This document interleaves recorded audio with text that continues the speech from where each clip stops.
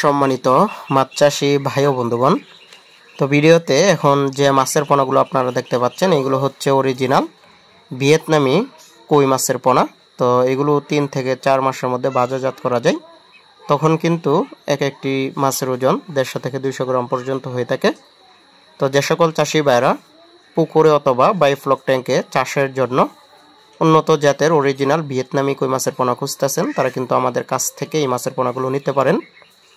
এই ভিয়েতনামি কই মাছ আপনারা যে কোনো জলাশয়ের মধ্যে চাষ করতে পারবেন, একক অথবা মিশ্রভাবে দেশি মাগুর, দেশি শিং, ট্যাংরা গুলশার সাথেও কিন্তু চাষ করতে পারবেন। তো ভিয়েতনামি কই মাছ একটি লাভজনক মাছ চাষ, বাজারে মোটামুটি একটি দাম পাওয়া যায় এই কই মাছের। তো কই মাছ চাষের সময় তেমন লাগে না এবং কি খাবার খরচেও কম লাগে। 1 কেজি মাছে 1 কেজি খাবার খাই, অর্থাৎ 1 কেজি খাবার 1 কেজি মাছ আপনারা উৎপাদন করতে পারবেন ভালো খাবারে। তো আপনারা যারা আগ্রহী আছেন যে ভিয়েতনামি অরিজিনাল পোনা ক্রয় করবেন, অবশ্যই যোগাযোগ করবেন। আর বাজারে এক এক অঞ্চলে এক এক রেট থাকে, 150 টাকা বা কোনো কোনো অঞ্চলে 200 টাকা 250 টাকা পার কেজিও কিন্তু বিক্রি হয়ে থাকে। অনেক অঞ্চলে অনেক রেটে বিক্রি হয়ে থাকে। তো যে সকল চাষি ভাইরা ভিয়েতনামি কই মাছের পোনা ক্রয় করবেন, অরিজিনাল পোনা, তার অবশ্যই আমাদের স্ক্রিনে দেওয়া নম্বরে যোগাযোগ করবেন।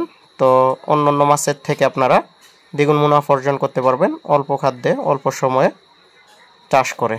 তো যে সকল চাষি ভাইরা অন্যান্য মাছ চাষ করে অলরেডি লস খেয়েছেন বা সময় বেশি লাগে, তারা কিন্তু পুকুরে ভিয়েতনামি কই মাছের অরিজিনাল পোনা চাষ করতে পারেন। আর ভিয়েতনামি কই মাছের পোনা দেখতে অনেকটা দেশি কই মাছের মতনই, কিন্তু খুব দ্রুত বৃদ্ধি পায়। আর ভিয়েতনামি কই মাছ চেনার উপায় হচ্ছে লেজের মধ্যে এবং কান্তার মধ্যে কালো ফুটা থাকবে, লেজের মধ্যে একটা, কান্তার মধ্যে একটা, দুনো পাশেই থাকবে এরকম দেখে কিন্তু পোনা আপনারা নির্বাচন করবেন। আর এক সাইজের মাছের পোনাটা ক্রয় করার চেষ্টা করবেন যেখান থেকে পোনা ক্রয় করেন।